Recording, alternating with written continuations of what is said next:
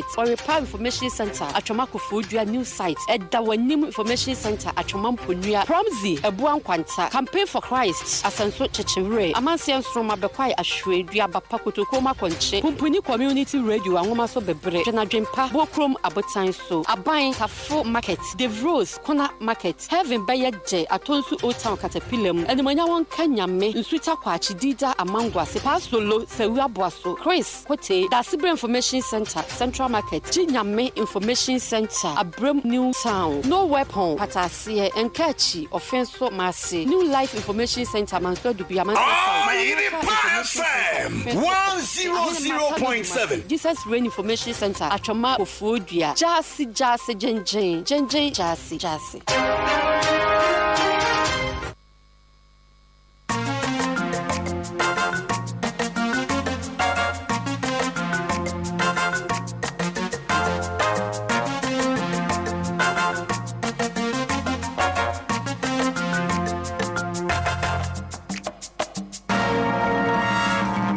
Oyerepa News. Yama yetiefo nyina dwo yama mu nyina kwaba edeba Oyerepa 100.7 FM eswa nonsia de atosom yenu abo ebraso se ensamo ahodo a yensa soso no wo kyerofo akyero wo samufo asamu a asomfo miensa senkunya de ensamo na ebesom ensamo no efiri Oyerepa FM Studios 100.7 a yebeda ye ho atwam akopiem ewo Promise FM 102.7 Promise TV ene Oyerepa TV eso yen social media handles kasebo no enam so a mobetimi anya bi ahwe the Republic of Omofia news no loud and clear ewo ho ensamo a yede enam no edoso de bedi mu akoti bi ene se asante mawura krabia wure fra asante kotoko hene wotumfo se tutu abebie a wati krewure ni brewure ene ntiaso eso wo de to dwa kire mu se wo hia doma hene na ehia ne kina ewo asante mem emu nsam eba Ghana Mampani John Dramani Mahama wakwashia mansoafo ya wono wo Japan ni nyina ya Ghana ni Japan entam kita hodie mapa no mampani edi tutwo se ebra so se ye yesisemu ni esusu bribi efa abibremu aman edwedie empuntuo ehon yede kasebo no bekwa akwatia denkyembo mense no emu a nyame ya adomu abosom yedi animu yi ni de toso emienu ana by elections ebekwa so ho na Ghana Police Service akire se de esese omo ye bia no omo aye wie Sanso no so afro ho ya kwantempon sam so Alhassan Suhini wa pacho droba fo cho pa wo fanko poku asensa wo mu kwan ni mfuturo ene se de kwan na ye ho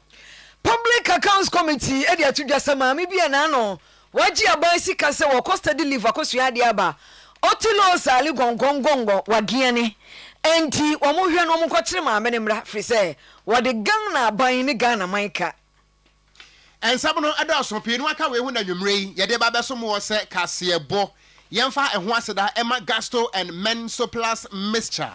gastro mixture stomach ulcer typhoid menstrual pains menstrual disorder ya no anu bi na etimi aboa ana mepacho mensoplus no eno so ema no menstrual pains menstrual disorder prostaplus eno so mema no mepacho prostate enlargement ya no bi na yentu ase sada so adwonso ntente modwonso ane biakam Johnson nyina tugu na bonsam aningu okwame apia bomoden se onsabeka bi e ba bi eton no bia na momo pedodo atu anu afre 0248 778899 Boshaba Electricals wa mekomase ene Ghana montre so aye shiren efri se e banka ne ahodo no a we no Ghana Standards Authority ajatum sadan so ana Energy Commission e de stamp no esiso eno nti e ba chandelier corner light gate light ceiling light ana standing fans ahodo ni nyina no a for ni kirem e wo Bosheba Electricals ye wo air condition any CCTV cameras and cables ni nyina no sabetima ka bi me pa to kumase montere so branches no ayam yensa edum PZ woni kejetia market no edi nhwani mu ana edum Bosheba buru satintimu ba bia yebutu aye bia yi wo ba ha no mo so a etamu se ba bi hini to osiabo mu a esi hopoti se Jamaica hini toothpaste wo ba won sabetima akabi ewa ha na edum PZ anti atakofo aburo no mo nso Bosheba Electricals niema no Energy Commission agitum se niema ni nyina no eye energy efficient for 0322 030 838 and 0536 095 966 enya no me ensa ya so manwumre eye me mame efia nyako papa bi na Gangster cat ya me tenkura woko jiabuo okran mene PMC Lodi ensamno entremo enie. Yes, shaka siabona siama mo ya demo kwa santama efikasie mu. Eya menhia ahemfie ye nyina ye nim. Eya bosumi da na toso enso. Ebra sante hema eda ne to ho no ma. Ne nadu ba koso no eye de otukru rebrawe ne krawe ngoma so. Ede ho nsam atu edwa no emu. Na ene na abrewa yi poma kwan mu. Ema mpanifo ye ntoto ya ne na wotwe dadie no. Ekọ so ewo menhia ahemfie. Eya santama efikasie mu na ama ko na bi atom. Ya o toso me na wotwe dabra wo kwafra no. Na ene no pani be hwe Ghana nyina ena to mani be pie mu wo menhia fi ma pani abedi akire ama mu panifo ahodro eni panifo 2022 ahemfo eka wo bi Isaac ejeni wate okwo fiti anopa no twamfo nyini amaye ejeni majue Hello ejeni wate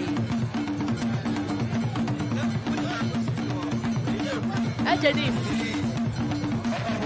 Yakusu Chaya Jennifer Woman to no my enemy come afraid to repart clinic at your home. As I reappear and have a free stroke, infertility, Cheto be our power, fibroid, and as a situation, and Namun Sayare, asthma, any area who drowning in will be able to throw out swallow. A fair to repart clinic in a was a walk. So for Mammy Elizabeth as a rebuatama, one Namun Shaya so best our area homeopathy, and Shaya so no the best our area or me I would do baby. Now Kumas or more a henema cock being 18 mu. Santase ahema kokobin 18 mu ya no friend 0246 728 675 0246 728 675 so ya hwe se ejenim aba hello ejenim boatin hello ejenim kuma ye enna me ya you say ya job for ye e wona na ma ya amama na duya do otoso me san na wo twede Nana, Emma, yes, you for Alpha Bamba, a commander, a year, to be today. I am Bushari. I know, and I thank the level of 2 and Mamma him so, because you just said, I think my dia one, sorry. Would not, and then I had said it to say, now it's not putting out to the I am Mamma, I managed to get down aside, you know, at the upper. Then I think we said.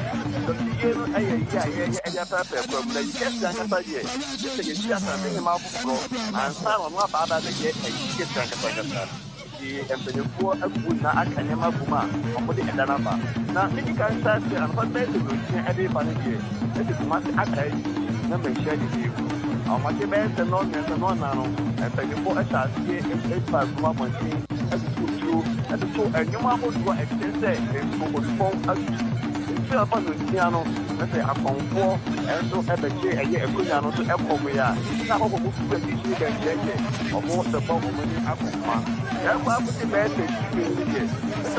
Anima, or what can you wish I am to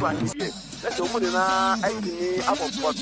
I will be carried. No more get you. We do what that's Rola. Ada kenati na wana aya no ebo di mankasa na wafuma na wobo akwaba amambe na mani na eko so ejo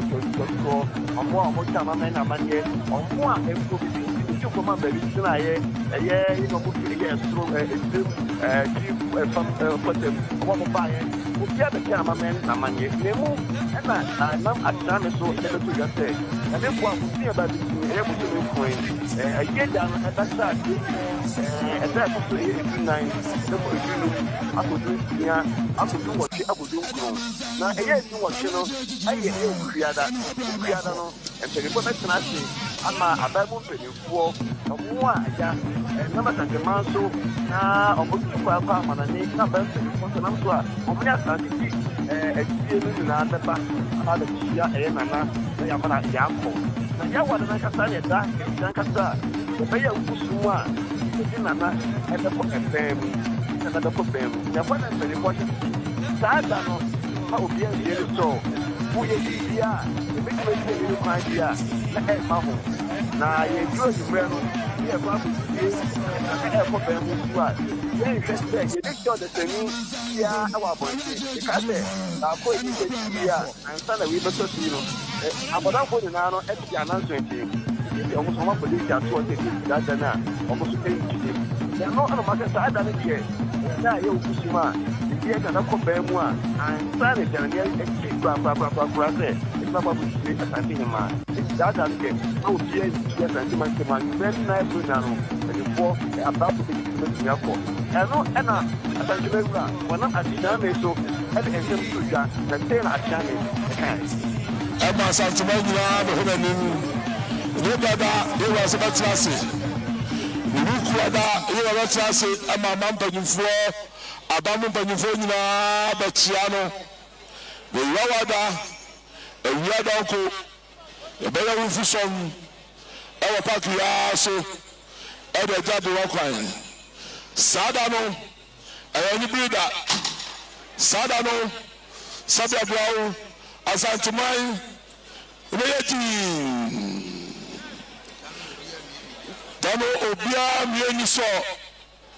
obia ko babia enya bejabu wakwai ya najuno ya do abefo abeko bam bautuma anajuno yensia nipa yensia obia wa odo ho baba de na wa wasemwa ajuno da so no yɛ dɔbɔ kɔ man ti yɛ bɛ sɛ fa to sɛ bɛ sɛ tuma nim obiara nkɔyɛ ahoboa ɛntwɛn wosu ewura mu no dɛ ɛkyɛ so du mu nan dunum dunsia dunso dɛ ɛkyɛ so du wɔtwe no ɛna ɛdɛ bi wa bɛkɔ bɛ man te mo nsɛ no so ɛyɛ dɛ ti yie kɔbiri nim ninya kutunkuri ɛna ɛde yɛ nti na nanu masa tuman yɛde nansa nanan ɛna yɛ abiri wɔyi to bia mu ano ho wɔn yɛ nhyehyɛeɛ ɛnfa ne dɔm enya mmra aka asante no aka asante ma nyinaa aka na bia mo nhyɛ no so na nhyehyɛ no obiara no so ne ba dɔm ase. Adesheman ma enti sadie eniema etie no ewo menhia himfie sadie mpanifo aye ntotoye ese nana amakonadu yadom ya wotoso miansa wokọ akura no ne doti yie ho hyehyeye ebekọ no ebobo so mede toso dunan edunum dunsia edunsu kosi dunwotwe ene yede bekọ akọpẹ no krabre miento akasiaba no so na yenko ensam foforo emu a se Ghana fo beka ye a encha ye kura ana doma manhene eye osagefo osiade yo agemambedu a otoso mienu wode nsem bi atudwa ekire mu se asante mawura krobia wura fra asante kotokohene otumfo se tutu abebiewu wono ana wo hyekire a se biebru se biekudonto eye sampa ahensem asode anu nti asomdue ema sampa no wode ho sobo ebo asante mawura na enam so ema yewura otumfo ababonte abeyi anu akire mu se sansam no a yewura domahene ekeka no se biebru se bianyado sanka eyebode a anka ababi anim enyina so bi anim ti Ghana fote a yemo entungu baabi na mwade ba ko a woka na ewiase nyina te ase ene se wohwe doma amamre mu a anka wo mo hya asante ase nanso wono otumfo de wonya na adwen kura se wo madoma hena kwa ba e wasantemem wo se wo mpe no wasantemem ne empe no wo kina emunsem enie anyama ni bi o wa se ma hwe ye ni ma mani amra ye ti wona ebesensa nanso me makwa ma sabi nipa ba ko bebi mfa no koko e ma nya de ope enhurahuna wo ma ti wo dia no den se me pre na house we de ye dia dan no yes vice president akoso nwan na president of the regional house wo kasa wo kan ho se sampan tokwa ni nyina na na asante hin na amanaba e wo So, now what more I work on a crowd, wish I must say. That's me young men,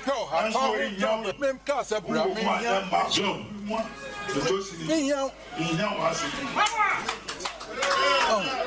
I'd remember Gabardina, you will try to me offer. Now, there woman will be unfro, tell baby. I didn't cassette you.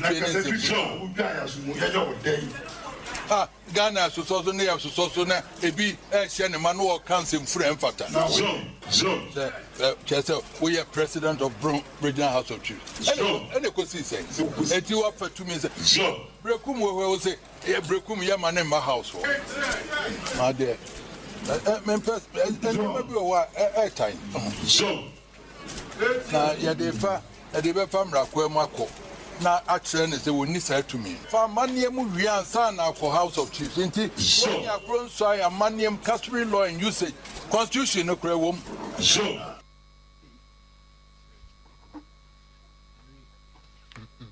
ɛne a yɛte yɛyi ɛyɛ asantemawura ɔtumfoɔ sɛ tutu abɛbio ɛneɛ na yɛkɔ ba yɛbɛsan ba manhyia na yɛnwura Tokyo ɛyɛ Japan yɛnim sɛ Ghana mampanyin His Excellency Awula John Dramani Asankusu Mahama ɔmampanyin ne dɔm bi atia wɔ n'akyi a wɔnom ɛwɔ hɔ ɛyɛ nhyiamu kɛseɛ a ɛyɛ deɛ ɛtɔ so nkron a wɔkɔ ne Tokyo a wɔkɔ akɔsusu biribi afa ebibrem aman mpuntuo ɛho wei yɛ deɛ ɛtɔ so nkron na edwadeɛ mu suesu adwene na ɔmu su aho adwene na wɔkyerɛ sɛ lokati yɛ azaki time changes emre sesa na emre dane no anane ho bi asɛb yɛfrɛ watete kwa ebre yɛ yɛwɔ mu yi yɛ kwan wɔ yɛfrɛ kyiri ne abɛduru nnɛ ewiase nyinaa ɛnɔɔma asesa enti ɔsi ɛtena se na susu biribi yɛsusu biribi ɛfa ebibrem dwadie ɛho puntuo ɛkwan a yɛbɛfa so ɛde sikado so po ɛbɛhyɛ bibi mu aba mfaso ɛde ama yɛn ho ayɔnkofa ɛwɔ puntuo mu ne nyina etimi agyina brane ne etimi agyina yie na aboa sɛsɛ deɛ wɔdaada wɔn ho aboa ahwɛ kwan ɔbɛfa so a ɔbɛfrɛfrɛ dɔm atwe dɔm aba ebibrem aman so amoa ba bebiebie enwuma akɛse ama ebibrem dwadie ɛtumi akɔso. I don't think that we walk away from TICAD, we wave a magic wand and everything happens. While we expect that we move from just handouts and ODA to trade and investment with our Japanese counterparts, there is also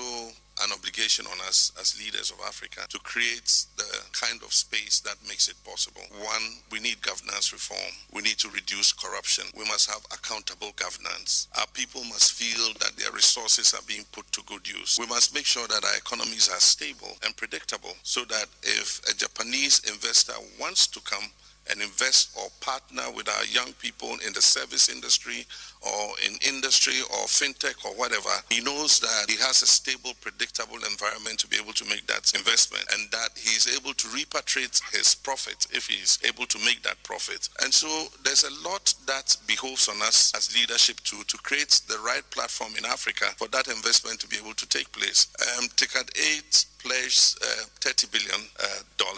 for investment in Africa. I'd like to see what the audit of that would be, how much went into what. But I believe that the environment in Africa is better now at TICAD 9 than it was in TICAD 8 because now we have the African Continental Free Trade Area. Oro John Dramani Mahama, Tokyo International Conference on African Development with 20 African TICAD and Shemua Ekoso Ewo Yokohama Japan no ase was this say the bibre maman and kabomuko yewo edwadie fekuo soronko bi kra ye eni mfie du kra na no baboa ama edwadie na koso nti saa hyehye no ni susu biribi a wo susu biribi ewo Tokyo Yokohama honom no otimi fa kwan bi gu ho na kwan ne nyina tietia so yi a ebetimi aboa ama edwadie etumpon ewo epipi maimu ehanom. Yɛtoa so ɛwɔ nsamfo from a yɛwɔ mampani ne nsrahwɛ a wɔkɔ ɛwɔ Japan man na mu no ɔde mansoafoɔ pani Ishiba ɛdi ahyia na ne nsɛm nyinaa no wɔkyerɛ sɛ yɛhwɛ Japan pa akokɔ a ɛkɔ hɔ no Ghana yɛkɔkɔ no wɔha mu kyekyɛmu aduɔso 70% ɛna ɛyɛ Japan for ɛkra ɛnu nti no ɔmo mɛyɛ nhyehyɛeɛ no ɔmo ntimi mmoa yɛn sɛdeɛ ɛbɛyɛ yɛbɛtumi abie koko processing company bi wɔ ha no ma yɛbɛtumi adane koko n'ani de ayɛyɛ nneɛma ahodoɔ bebree yɛ a ɛbɛboa ma wɔ mɛyi nso atumi atumpo na mabunu enya adwuma aye anso hono ma wasati voter lake in samso ya Japan for edi sika bebo aye billion duba ko achi poso ahanu aduasa enkono no ewo mfiempinu nu edunsia no company for kakraka omo farmers so na adwumadi no akwaso pa na emom no aduru ha mu nchichemu aduasa na 64% omo de beso so a wogidi ye se ebetumi aboa ama oman na tumi atumpon na ede aburo ba yere ne niam a efrimenti fido eba no so no etimi aba adwaman so. Let me begin by thanking you for your warm hospitality since we arrived here in Yokohama. I think everything has been very well. I still have several of my colleagues who I work with, and I'm looking forward to see them on Friday before I leave. I'll have a reunion with them.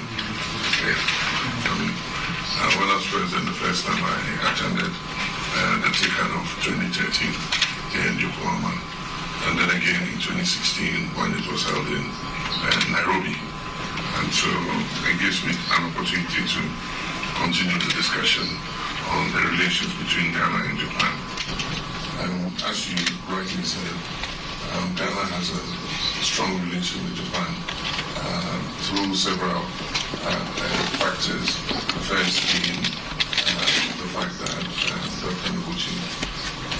arrived in Ghana 100 days ago. This is 7th of May 2027, and also be 50 years since the first JOC. Ghana Mampani, Sramu say Jata John Dramani Mahama, and Yaten and Kanu Japan, one or Mam Swafo Penny, Ishiba and Komodim. Yentwa Kasiabano so na yanko epoye mantamno emo. Nyame eya domua bosumia edi animu September bosume da toso emienu. Electoral Commission adi amaga na nyina sey eme ani nda ho. Efiri se akwatia by elections. Ye kwaso akwatia. Na Ghana Police Service adi abetu dwa kirem se enhihya ahodo bia no a efa bambon sansam ho no wo mo adi egu akwan mu. Na ye kasa yi posifo agba amane se akwatia by elections ya eba so bosumi da toso emienu anase bosumi edi animu da toso mienu no bambofo posifo no mako empemunum 5000 ana ya sheda ama wono ntete se wo nkwohwe na bambon sansam entimi enko enkane na aposifo empemunum no emu ahensia ya sheda ma wo entete pa kire se ba bia ye kan se ho de eye hotspot boni betimi asi basabasa yo betimi akoso no ahensia no hono na wo mokọ akwakobo eban na entete na wo moje ye no ebi eye precision shooting, handcuffing, vehicle stop and search, crowd control, any consideration of human right. Say wombehwe ma odasani bi se binifa hodie yenko tietia so na womo aka no so no ye beti womo gumu a kire se womo bagire bambo mu pampe se bititipio to mu ahoma se na be ya odasani ma wurampo entimi entuo na posi do mu wurampo mu asiedu yewra Christian tete yohono one na jebre any some trefo dinko. That if somebody intends to use a weapon to snatch a ballot box, the precision in dealing with that particular suspect was also demonstrated when we went to the ground. If there should be somebody who can climb the tallest building in Akwetia, we have the men, and the men have gone through that rappelling training. We asked some of the media people to join us to descend. Walking through the distance to the waterfalls, it wasn't easy. But they managed to join us to see. We wanted to show we are prepared and we are preparing. And what they have seen in Munya today, or Ashramati, really gives them the assurance that we are ready for the election. And the men, as I'm talking about now, those 600 men have already moved to Akwetia. They are going to soften the ground. We heard so many TikToks and the social media comments. People said, we are going there with arms and everything. We want to assure you that the police will deal decisively with those people. Yera Christian Tete Yohono, one anoya IGP, and Titia Wadiama Posifo, Efa Akwatia by election September 2, Emun Samuatiano. Yanko Public Accounts Committee bedekua omuhwe se Ghana banyumaku obia bebu nkunta ye na waye na dwuma ye titru ewosika fam na Public Accounts Committee wo mrasha bedwafie wo mo ahye asoye hwa hoden ne any green transition sensam so eye kwaye brantrio ehonsam ene asoye hwa amanone ensam so mo nkambom enhwe police no mo nkwache mesia se wajan enkane na woye adwuma ewo abemu na ni nyina ne san wo ho no so me custody leave because you ade no okosua de nim de ne besa abwa Ghana aban no de aye adwuma ene akatue na ekọ na akatue no oje 120,000 Ghana cedis ka okekere nyina bomu a agreement ntiase apam wo ho se wokọ a wo besa ba mami beba sister yi beba girl yi beba wo beba allo wo hene me beba womaye nesu di poso ekura no ona so enkura mu biemu a make say ekura no foforo na aba abɛhyɛ na mu ɛno na nam so ama honorable Samuel Atachia wɔ ranking member Public Accounts Committee wasi so dua sɛ polisifoɔ ɛnhwɛ ana Foreign Affairs Ministry ɛnhwɛ ma polisifoɔ ɛnhwɛ ma amenemra. And when did she leave the country? Honorable, our checks shows that she left the country about more than a year ago, but they didn't give us the exact month that she left the country. More than a year ago. Do you have any idea where she's gone to? Exactly. Either US or... Mr. Chair, we were told that she's gone to the US. She's gone to the US? That is so. Oh, Master, just get the police. They will find her in the US. Yes. Get the police. Get with our Foreign Affairs also. Let them know. She will probably go and renew her passport. And they will let her know that she owes this amount. Get the police involved. The government cannot pay for people to go for steady leave and then when they finish, they abscond. That is not fair. And the guarantor over here too, let the police visit him. Let the police visit his house. You have the number, you have his name, and I'm sure you have more information on the form that the guarantor signed. If you are going to guarantee for somebody, make sure that person is going to pay. That is what we call corruption. It's not only when they hear corruption, it's politicians. Is that man a politician? Is he a member of parliament? Is he a government appointee? Look at what he's doing. Don't get the police involved. And then let us know, let the committee know within 30 days. Yo, yes, a committee, no Public Accounts Committee, no. I want to say, no. Yama wamu within 13. Just say, enu na otwi mienu kra. E was say wadi home waye eba. Papa yo kasa ye emra share bedwafie ranking member Public Accounts Committee. Didi any ora Samuel Ata Mills. Therefore, yes, that was so amamo. Na ya demo kwa kwati aba elections no. Ya adom ya ne bobo so me ayebesimu ya ne de toso mienu. Na abato komisa ayen hyehyɛ yes wo moto aba no ewo ho. District Chief Executive ya wo no wo denchemo district no wo po ya mantam ya Honorable Omar Ahmed Tutu. Wo de atudwa sɛ wo mo so ayen hyehyɛ de niam nyine toto akwam asiesi akwam sɛ bibia bɛda wo bɔkɔ. Wo se bambɔ ho nsam de wo mayire mu pa. Ti bibia bɛ ya asomdwe ne bɔkɔ. Na de aka honidie eye dan ahoho obanti obesre kromafo eso mo hwe so mo besiesie krom yie aprapra monte so adodo atete gatam ema honidie ho nsam atumi awie peye enti oma ye ntoto ya wo se electoral areas makoma kwadu no baako ya ewo danchamo district anasa abato mpesi ha no so no eho ba bia omo ye clean up exercise no ebi ewo ho nti obi ahwe so wo de ne ho ebi hye general clean up exercise no year throughout all the 21 electoral areas in the Chambo district. They are cleaning all the districts. His name is Excellency John Dramani Mahama. One of his policies is every month we have to piano. We have CC in Putin. Intende, then Chamomre, I CC in Putin. I say, Yamia Domswa, and Chipia on the 2nd September, another Twaba. Now, about to you bring out who is Inti yes na itimi kabum na yesi den chemo mansi na haye na behwe ire nim sa hanso ye friend den chemo a bibia e hran inti ye nkasa ye tenase na ofaba obunku se ha sebi ola nyina to kwen ese nyina yesi ye puti bindo ya ha nyina ye me no kan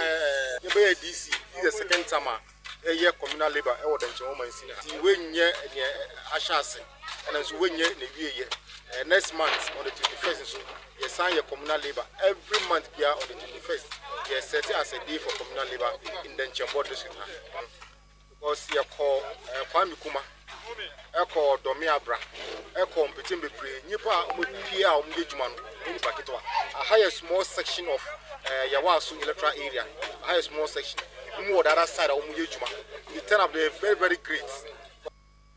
Where your Honorable Omar Ahmed Tutu ya woye Denchamo District Chief Executive we po yamantamu assembly members ne nananom enso so mo besre wo manfo ni nyina esa honidie de eye ntu mo mpia bontere waka no mo meya madwuma no emakrumunti every month ya ebe and then second time, you say BCB campaign. You started from the lorry, I would tell lorry station. Okay. When they started here, and they are then I know, I say, maybe no more community, maybe no more joining. The trauma no good join it, and next time, next month, every year, you won't find some good pay. Some no more pay or can have no matter what you know, but you meetings environment, and they are so swatty. It's a weapon was doing a bit, which is okay. I know, we are the old one put in Sisia and you was a match, the second time. This is organizing in a Marian cry over I wasn't putting my attorney what an army this is in any program which you are Baha. This is Kipotemus is here. He be a special to serve me. I need you to say, this is it. Assembly members ene himfo traditional authorities ya omo wadanchamo district epoyamantam emu ya kwachi aka hu bi ombeto aba wo ho no ebi ene ne etiye yento akase yebo no so na ye ba santemantemu ebiew empani se tenaba maso ne nkwada ni agro enya hene ekura ana bo akwakuo nso wokase doton fa ne nsie wankase wonfa ne kura wo kurom ha ne nyina no ene se adwadifo a wono mo eton jene ohun ewo kwada so ebre bi atwa mo besa afenie anampanifo eyi wono mo efri kwada so onion market ede wo mo ekọ atwemata chiman se ho no mo konkodi wo mo edwa no ye kasai wo mo nka bom no ekuo na babonten eye kwada so onion traders association wo mo de adesrede eto aban anim se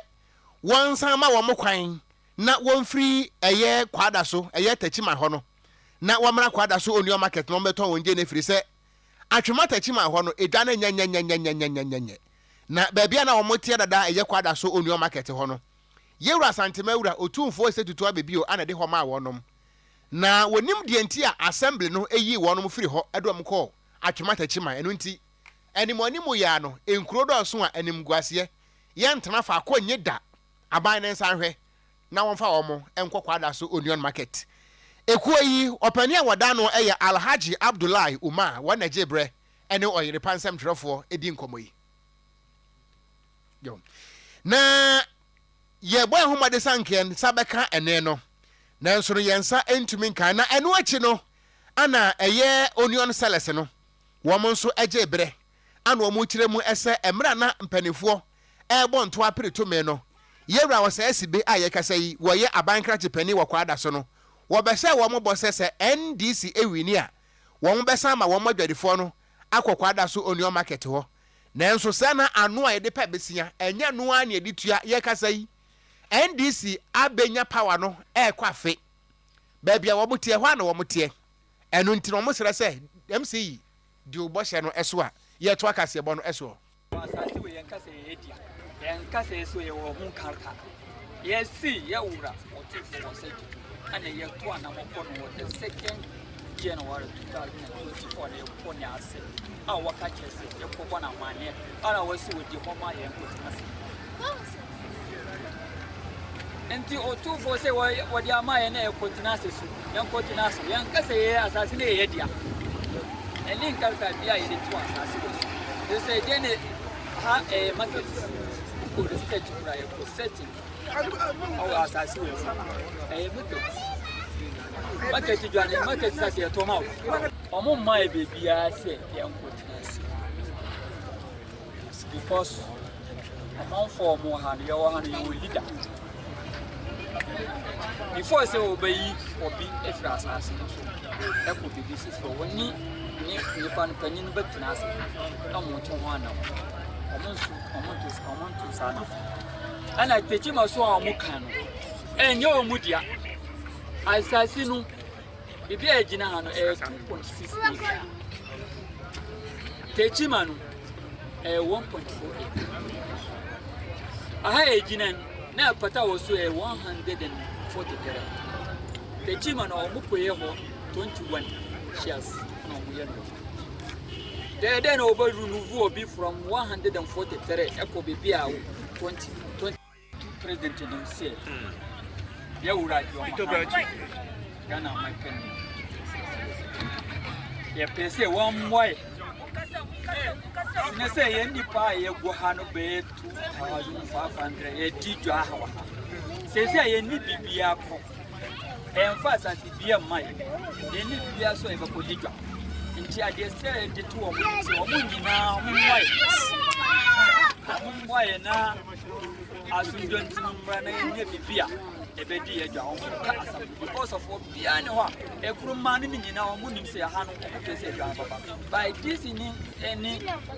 coordinator dada no awo ho no o mu nkwa na o mu se o mu mpini because of o mu koji ebi ade o mu di o mu ye no obi anim se ade o mu ye nti no o mu se o mu ti e be sire se bia wo bia o mu why ne no entinye aha ne ni ma na ye bidwa ne enti eni ayeti yi eye won a woton jene e wo kwada so ai na ewo kirem se mpanefo do makopie mu atwema tachiman edwadie ne nya enti ensan fa wo mmra wo munchi emu nsam ana wote ye no wasam yesam won masam apomdim nsam sensam ne yasam ye de mamu se kase ni mu ensam yanko from Antemu Volta region na adidome na ye begina adidome hene apaw apomdim dwumadie bi ofra no health kiosk na health kiosk no ebeboa ama nkronkro nketwa nkrase kona baabia hwiri na pomdi adwumayefo no mawura omobewura fiefie baabia kona no mahwehwem wo mo a omo asikire yade wo mo pressure kosoro woni ayade bi asie wo mo anka ebie bekum wo mo ayanimu obi ho no ma ne sugar wo fam wonim obi sugar wo soro no odenam ne pressure wo soro e wo fam no odenam yade bi hyeche no no odenam na togbe ayesa ade we sade be ya ebesi yade akese ho kwa wompotem ho na osusu bribi fa adwene so adwene eye tutu ye nyina awie no na wo so bodwa kese efrodom twedom no ye nkasa ho etrete dwumadie no mu enam so fret enintini ne etwetwo rompanifo na nanom ene ade eba dwumadie no ase na Dr. Elik Plim Kwabla apetogbo wono ena National Development Planning Commission eye komisa ehwe oman no mpuntuo ensam so no ogina Volta Region from Antemu anemu na watonsa frɛ no ko dwumadie no ase ene wo kyerɛ sa de no a togbe kwasinyi kakaklololo ajeman a wotoso enum dufia ma adidome wono ye ohempon ewo ho wode aba no ebebo pop na wiase apomden kankro empuntuo beba kro bi mu ebebo ma bi mu mansi bi mu a apomden enehia pa apomden edi nkan ansana empuntuo aba enti waye sei no ekyesa apomden mapa ewo wone manfo so ena afa so mpuntuo akese so edi akire eba na wiase so ahodaso ene bema wei apomden yarhwemu no ofren preventive care e kire se wo boban se yade no kra enhye won maponwa mu enhye wo mu kro mu enhye wo mu prom na kofa oha bia e de aba wose wei na e wose nananom eye enti nana ye wei a onyankopon brempon basapon won hyira no na wo mane nkwatenten e wo papaya wo ye no afen so wonim se nana edwumadie wono nko ntimi nye enti se de ne dibie sitie no wono so behwe no aka nani obi a odi apomudin adwumaye mu akotene a obetimi abeboa no se ya nkrankre adwumakuo obekoto asrom so omaso dwumadie mu no meboa se de be ya dwumadie no betena hoda na achye na tumi ye se de ntia wode se adwumadie we ebaaye Oswafo abedi eche ohwe yakwan ene yakwan temponsem so Honorable Al Hassan Suhini wakopie mu wo Public Accounts Committee ya ewo mrahye bedwe fie mu enim na wade atom se enkwansiri aduasam yensachi poso 9 33.4 km stretch road eno eda ofanko poku asensa wo mu no aka ajeje mu we de chawpa eno ode ba ma droba for passenger for ne omanfo ya enam kwa no se ne tibia mu no enyenyenyenyen mfuturo mfita bi also abirikwa no anso say wotina ka ma say ye den na wonu traffic etimichia ma say go slow nko a na ewo kwan no so na no wo cheche mu nyina no say abirwa say wo che adwaye a na wo ye no hu yie ebra wo mo baaye no na che say kada ho contractors no kra no afri ekwan no so wo mo nya adwuma na nso no wo mo na mo nhyehyeye ene ntotoye so ne osofo we sika sam so atoto ne ma say so wo mo nya sika kakra nti wo mo sa akokwan no so akoye adwuma wo si hwe be afi nkwa wie ye de ye behu sakraye. Honorable Chair, I have my minister's permission. First of all, apologize to all motorists on that stretch. It's one of the hot potatoes that we inherited at the ministry. By the time we got to the ministry, the contractor, like many other contractors across the country, had already abandoned site due to non-payment. And we have been working with the finance minister to ensure that we get some releases to these contractors so they can go back to complete some of these very critical projects. Fortunately, the finance minister has been cooperative. In the past, even before releases were made, we had meetings with some of these contractors, and based on assurances, some of them agreed to go back to site, for which we are very grateful. Some haven't been able to because of obvious reasons. But this particular contractor, fortunately, as we speak, has received some payment and has now adequately mobilized back to site. And it is our hope that before the end of this year, some significant improvement would have been noticed on that road. And so it's not just, and it's not going to be a 9-day wonder. He's back to site to continue with the projects. And we are very confident that it will now be within schedule. Honorable Hassan Suhini, yawa yo swafa be de cho hwe yakwan ene yakwan tempo ensam so no nti wose we nya krokro da dwon bia enya adanko da adwe se die tie bia no ye behu bibi ne sakraye ewo yento akase ebo no so na ye mo mfenwura mu e wo bambon sensem mu e wasante mantem ha na pania be de akira wono na hwe bambon nsem so wasante mantem ha mekira deputy Ashanti regional security coordinator Alhaji Alhassan Tapsoba wadi atudwa kirem se wo monya nteye se nipa bofo bi afakwati kwan so e de enkwada diapers bi e di free Nigeria aba beduru Kumasi a ene Asafo market says sometime ye to de mankwada mo nkwada to ho ye bero na mo to ho nsa enya nsem kotoa na no na yewra Alhaji Tapsoba e kirem ese wo mo e de intelligence pa na go for mo hunu se sa fake baby diapers no ayema stores ahodo wo Asafo market die jai abobe etemu se ba bi hini ntosi abomu na eno na ye ka sei wo mo nsatimi aka ne nyina na empanifo ama wono mo order se ye ntwaja ntum na ye mprontiefo nwusie ese ganja boys ewo Kumasia enti ye ka sei wo hwe Facebook no eso a ene mo amhwe TV no a we no eye videos and pictures of Inogan wo hwe nhwe wi wani enye ye na alaje kirem se efri Nigeria ana ba ye ntwaja ntum ni yanse ne kura am say nansen ya na eco operations ekohwe nwema ye ni duty na ye okwamu ne hu se ka bi eba eni nya tip of say diapers eni wo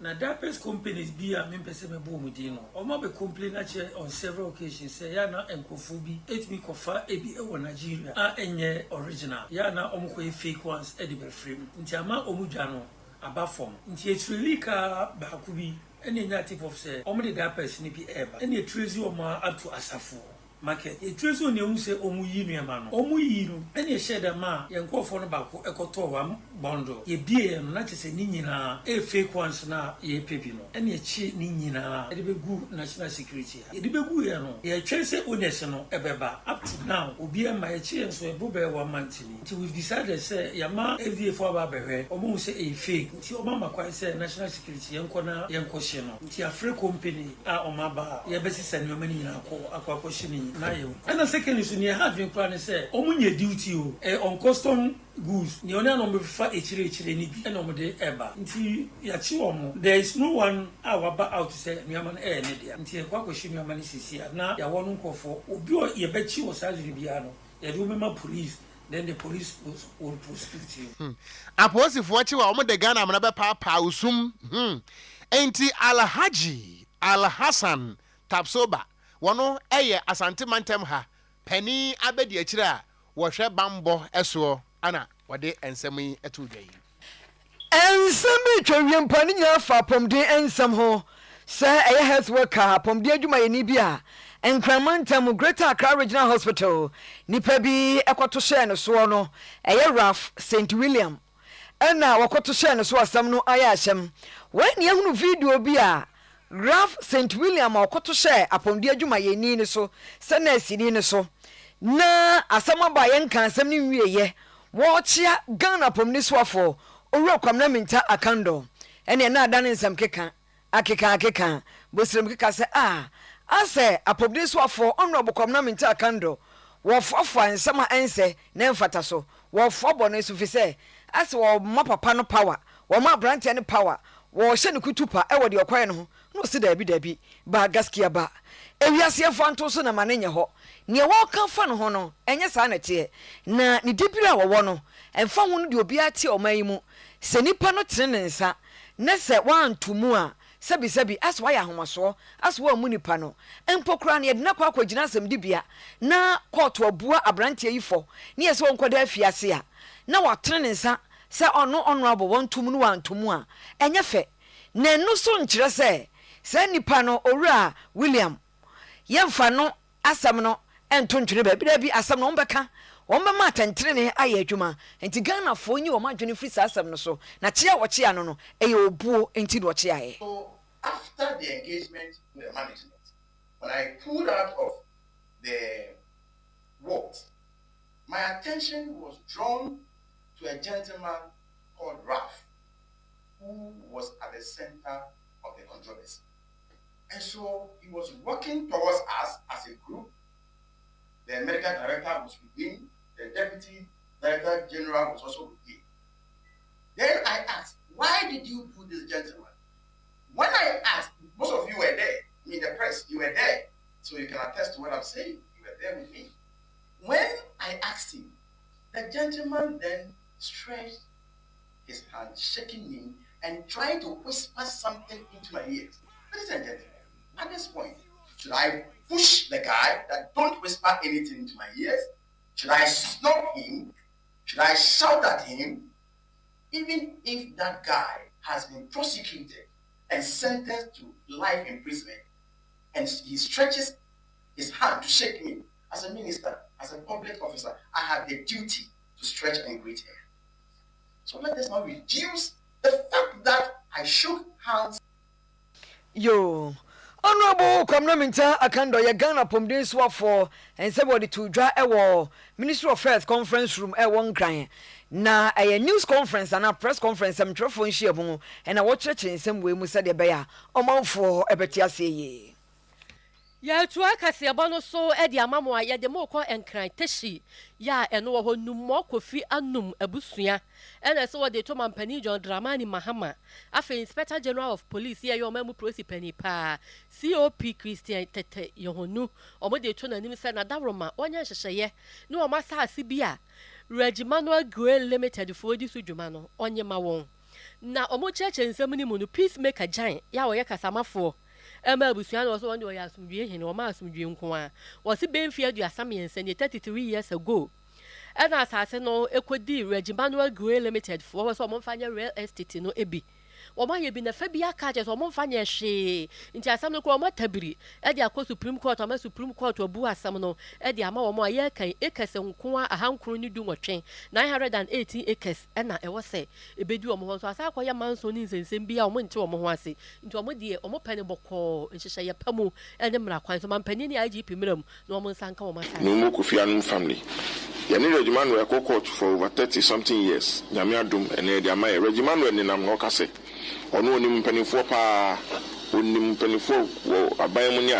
into on Penema court in running Yejuma. But ye possess Regana Funina and any DD, Numukofianum family, a Bushaki Toy, or China Ebeo.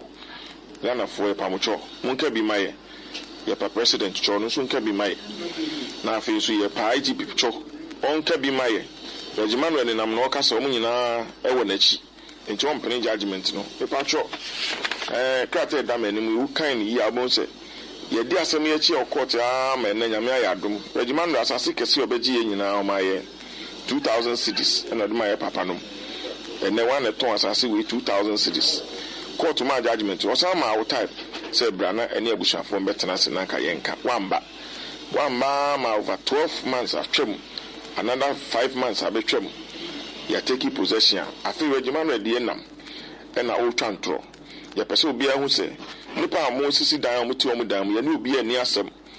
biribi wɔ hɔ a akyire yɛbɛka ɛna deɛ yɛ ne adwuma no ɛna nyɛ asɛm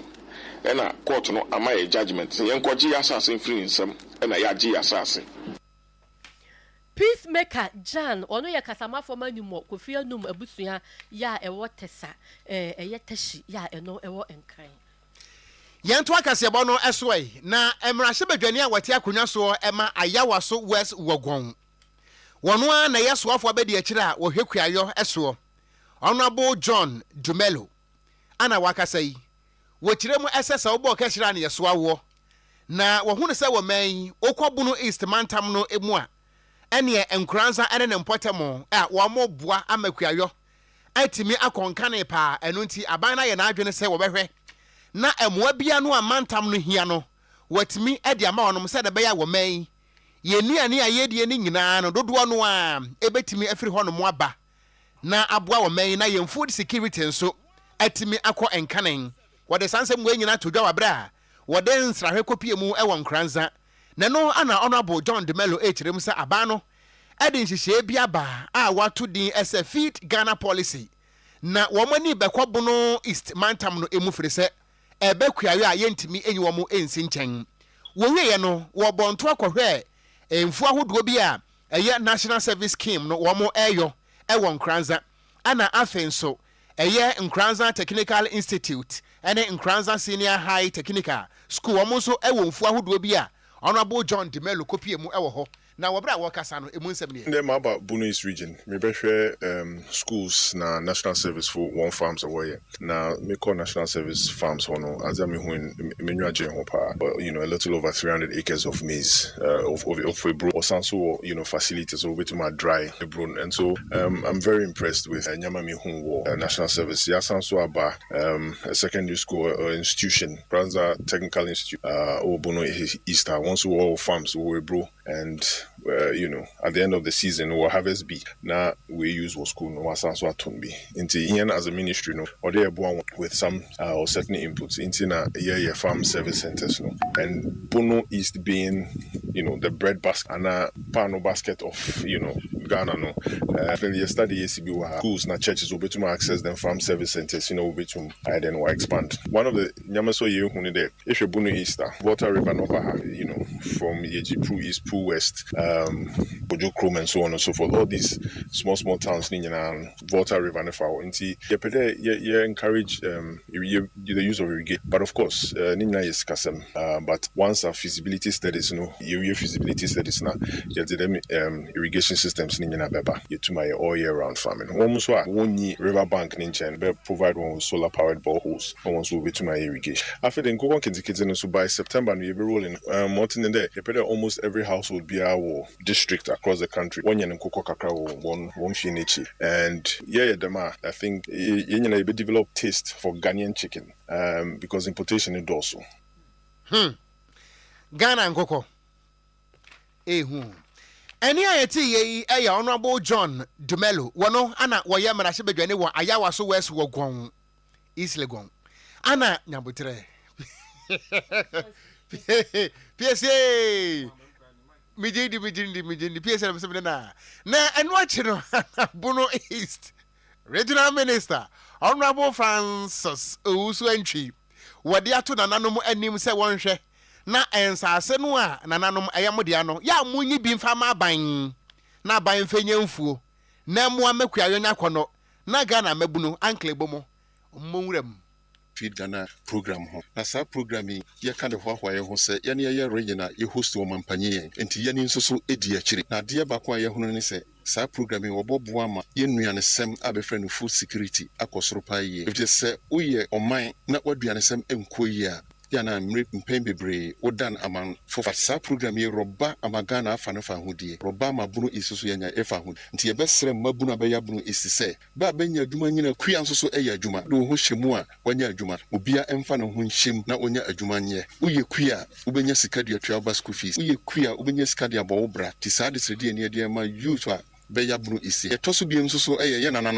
nananom de me frebe magyanom me papanom de be ye yesre ne se nananom badaroma se ubeye kuya ne nyina ne asase uni asase ontimi nye kuya ti ye besre nananom se ye bobo promo a be mie na be ma ye nsase yemfa ne yedwum mabunu bebre complaini se benyan nsase no ye besre nananom bo henso so be ma ne mafom kakra emra mabunu na bo so batimi anya kwanya anya nsase adiado ti ye me ka kire bunu istade hye ne se feed Ghana programming wa be boa ye paaji na how kakra yemu ne se bia wa irrigation ye nya sane ye be ya yankase betimi atunsu anase betimi akovoter lake akotype dia begu yafudie so ama yetimi atwa ye nnobaye timisre menuya minister se omwai na yentimi nya irrigation facilities na yemfa mo yakuyafo enti irrigation facilities na yemfa mo akuyafo nya se wo pese no na yade kuraba kwankura ne bobrapa ekotunsu makohwe guntozi so hikura enti bunu is regional minister honorable Francis Owusu entry nene aniete ye yemfo da ema enyumakuo yi Emitraf Herbal Clinic ni Emitraf Herbal Clinic ni na wani ya oya se etesi wani so glaucoma pressure abo wani so ade no wa chirichira wunhunu obo wonso aben no so a oho na trese ayasem afei eni ade no wose wonfa operation enye se kan no de ka wonfa duro enwuso na enye space no de bema enso obehwe wani no ama ho ato yamkuro ulcer yamtuo konkura oyam na atim eno so wo ho aduro e wo ho afei se eye stroke yade o thyroid de bo munim hanom no o thyroid mo wa ye kese pa wo ye hwe enye o thyroid no ebetimi ama o challenge wo ho hypertension diabetes afei ensane yade infections awon nsam infertility nyina Emitraf Herbal Clinic e waduro e wo ho Konongo Lady Diana eno wo ana fra 0554 063455 0554 063455 0598 955900 0598 955900 promise about to ambe habendro ya no abetobi say maredi ade say hututuwo ontose ni nyina eboa ya habendro fra 0535 544681 ewo Oyerepa TV, Promise TV ni radio abresen ya se heya afi kanjin energetic drinking water ni enso kroje magnesium potassium iron enso ewom onuma e ma wuti apa wutimi da yie ma ho towo omoja ne pompiye entiri mu bitimi bie kama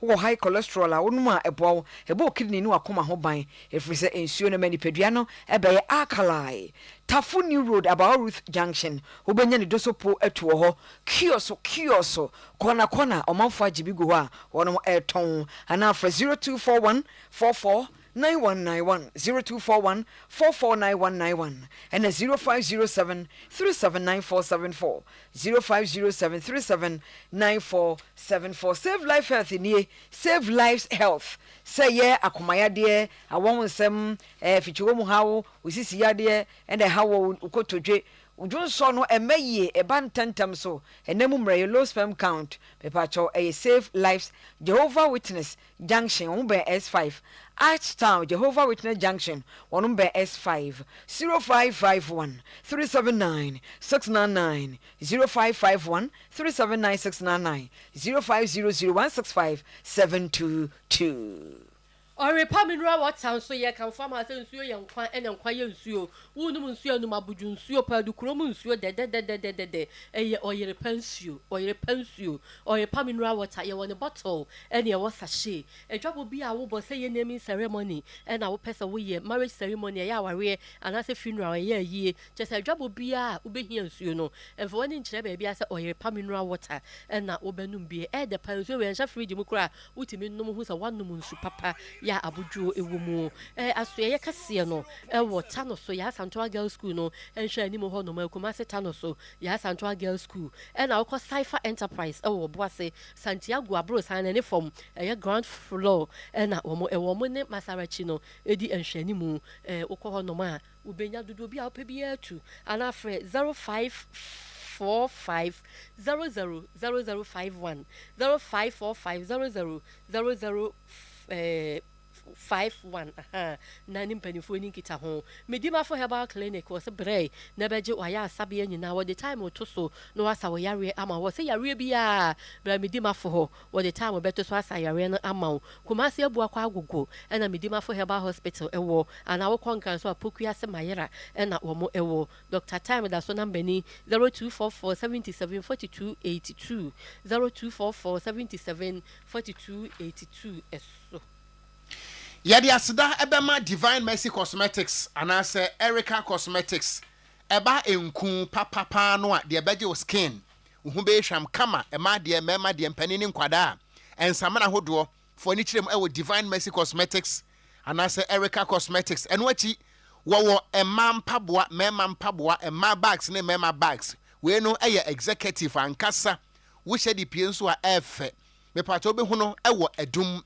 Mrs. Anoche Plaza, Abros Atenteno Emo, Fre 0553457200. Na Atria Mountains, Yani Ekrono, Promise Broadcasting Limited, Oyerepa FM TV, Promise FM TV, Esia Sirasu Se Poti, Ana Yetonsa Afrewe, Beka Hway, Na Yenina Yen Konkopiem, September Bossum Yedi Animi, Neda Etoso, Eye Enum, Ye Jitri Ajesade Trada, Nyasam Gotwa. Yeko him ama Nyankopon hunu se wo so pa ewo Atwea Mountains na enkodua bebubu bomwade se wo do hu bagimu ebie na Oyerepa eyade a wotim se eye kagiwa ankasa mepacho wada wo pankyerɛkyerɛ mu bia no a fra 0554495995 mepacho so miso wasimisonka na yekɔ no so registration fee eye 150 Ghana cedis pe tetene 1.5 kotua bi se edue bampaboa wo de tena gobe ho a wo bedi anumsu aguso anya ohwe fabra na ye nko Atwea na Nyankopon be Nyankopon ama ne nko aso aye ne nko apa na ayi nkai bwana obi ese wo pedan obi pedan yo repadwuma ye ni bi wo so wo single room self contained ahan na opewa square atonsu aprabon dompase bo shan oshim bo krom de chamso na Greater Kumasi district no was one page anti-sembia anti-fear nom mon frère 0542 165802 0542 165802 na edwenase Oyokus 2 lands kontenase dwenase no krata if from aso ye na eba na Oyoko edwenase Oyokus 2 lands mpanimfo ese yemfanto woni omo won sase ewo kontenase edwenase enyina nim so omasi hene foforo na akwasi agye nim wiredu enu nti obi bia wato asase wo ho ana wo asase wo ho no bomoden esa wo de ho nkrata asem nyina ebekọ edwenase ahemfie eyekontanase edwenase ahemfie efri sabre ya make se osana abosumi ehase ne da etoso dunkono kwesi October ana abosumi du ne da etoso edunkono na chesa abosumi mienu ene wodi asi ho nom ama anopa no nwatwi bia kwesi anwumre nonum omo bebie empanifo aso ye no office no omo bebie ato ho eye kontanase edwenase ahemfie ho na nkrata asem no waba ama mpanifo ahwemu eye eni omo say so winim nasa wa amfa amade a na wa na apɛ wasase no kora ebetimi afiri won senti so wo wasase e wo kontanse adwenase de ya sabre ya kwesi October 19th da ye weekdays no memenda no kwesi ada nko ana nka ho anopa no nwatwi kwesi nonum no mpanifo abi ato ho se bra na fa nkrata asɛm ebɛkyere enkai boy na kwesi agyaman redu adwenase hene ensa hyase e na busua pani kwadwa apia oyokwa busua pani enso ensa hyase wo se by order of the palace. By order of the palace. 1 week. Where 1 week? Yo. What any 1 week? Where ye? Yo, where now what you did Linda York. Yet after na nefia broni papa bi. Aya ne no eye adwuma e wo ha. Ne maame nimpon eda fom. Nyankopon eboa. Kwese de anim ya 24th. ye di eye 1 week no ne maame de dimpai Wagner Bill ne atafra ne tendana wonya mfrinhia aduosia miensa enti na nafia broni papa bi na de ato ne nyankopon bo a kosia da anopa osi nkonwa no nsia akosi anwumre no nsia ewo Ayija Zongo School Park ne so Ayija Zongo School Park ne so osre dom ne namfonom yonkonom ne adofo se omeboa Oba penny abena frima oledi ene eta freno na ye kaibo ena edi so na yi pass for eya aguna busu penny na kwa mbadu kokofu adwena se na obo asante otoso miense ja se hene ya se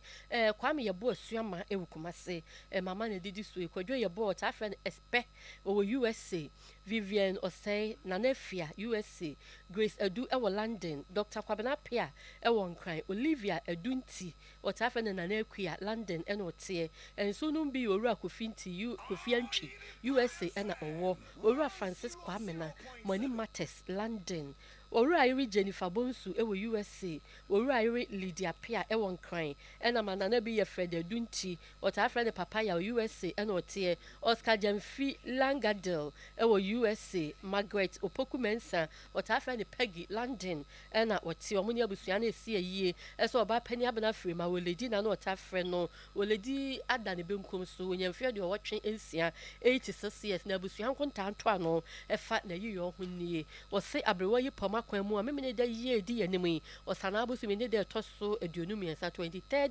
August wono ankasa ni fi awabo bresi eginya ase kakari farms ben wasofo Daniel asori ho ahomachi no num no wobie na ni ebie emu no so ama ejamfo abesu no na wabejam no echi wakoto ne nam na abusua se memene dana ye de ebeye yo obetena se original ye kwesi senwunu bedwo opoku ware girls vocational school we se wi junction Lake Road ho na wanom eye oledi echi sikasa na kwesi ada Caravan of Prayer Outreach Ministry ya no Kumase High School na chi honom ena obekọ na ase asoro ofi ho obesa betena se memene dana ba bia wo ye ayi no ewo opoku ware girls senior high school ho na kwesi ada no so wato ayiyo no so ewo ho wato nsa frɛ adɔfo ni ejamfo nyina ese de ade atɔ na ninyo no na eyi ayi so de ayi nkojankoja nti momra na wo meja won na won kata oledi echi krakra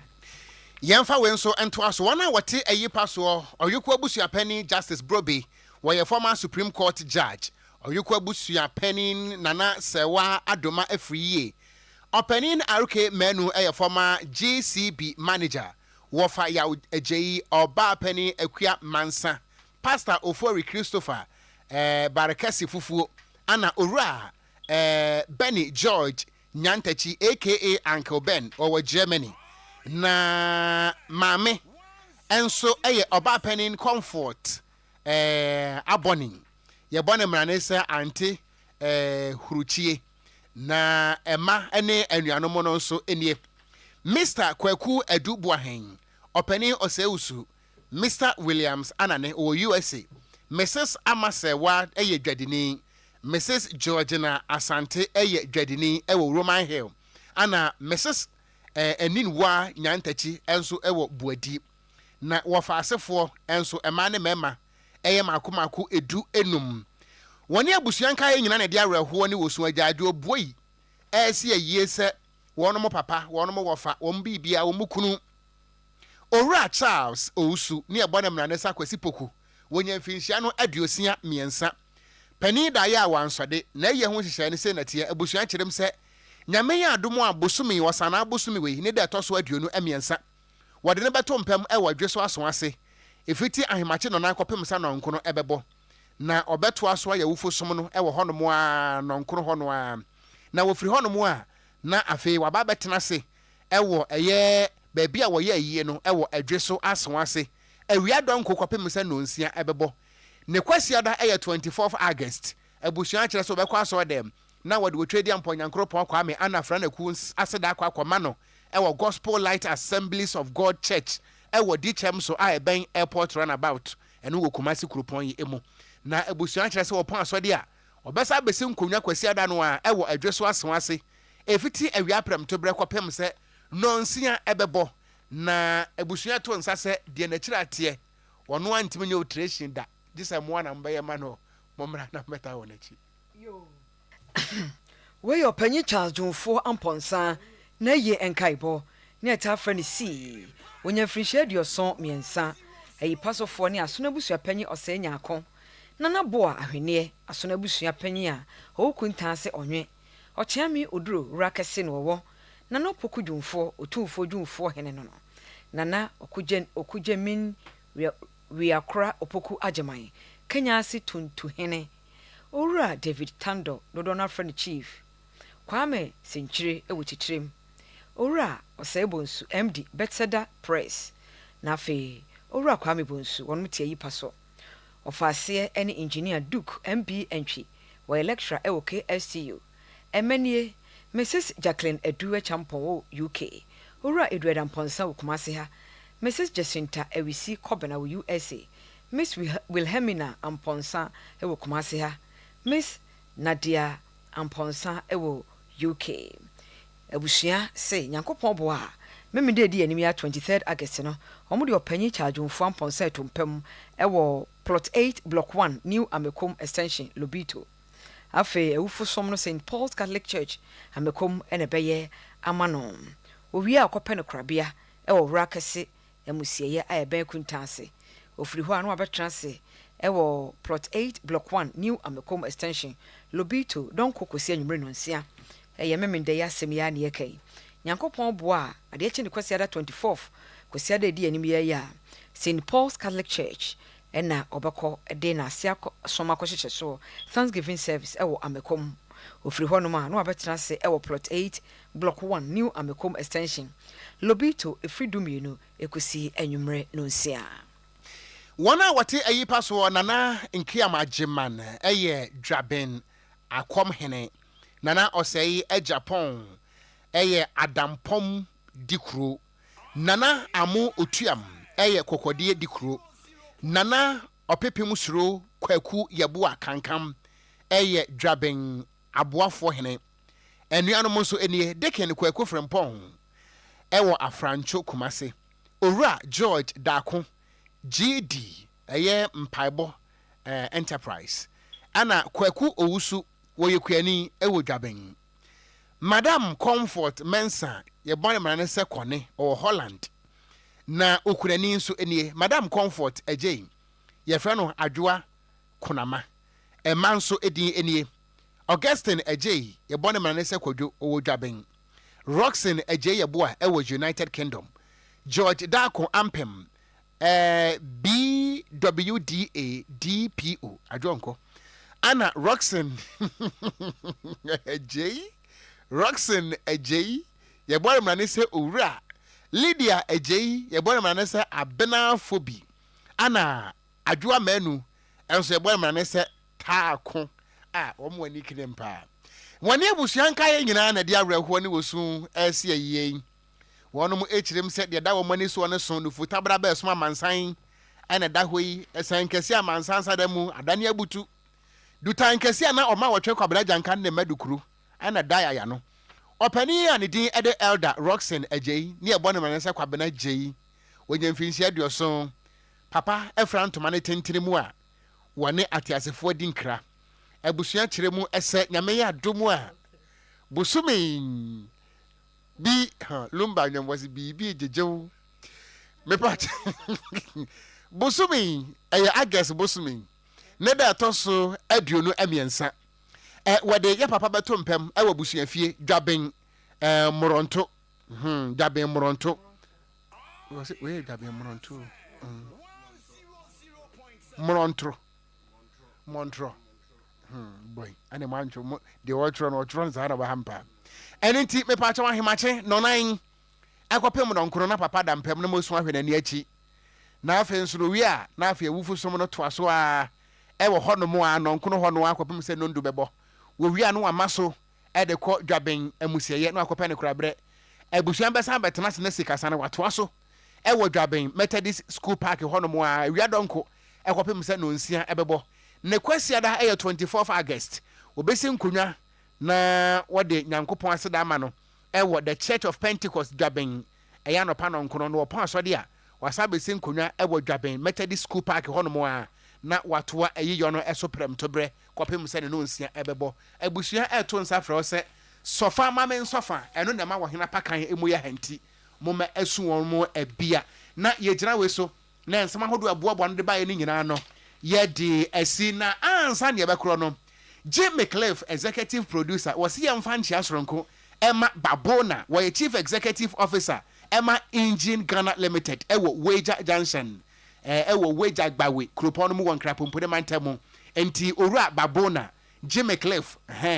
was so what ya papa we chief executive officer Emma Engine Ghana Limited Wager Junction ewo enkran kase bosemufo eyowura Emmanuel Odro Korea one semu Emma yen ana Jimmy Cliff enso any newsroom rantie no enso boy e chire don bobo ansem no ma yen MCR any control Oyerepa TV Promise TV da mu nyina se ana server fo nso abodwuma na senior Richmond wono nso na tina chire epiepia mfidie no ema yen ana uncle bo nso de mpaye ne adwembone be ye kakra beta ye chia ye ya na ekwa ya na anuanom miensa ye wa ye mu nti ani abrepa edi amaje so ya gan wo say me asantin kremo edi amaje so ya gangster card ya meeting kura woko giabo okrana me ne dadin mame afia nyako papa bi na afi PSA Ladi Domino's Vobiscum Eradia Sum Drienka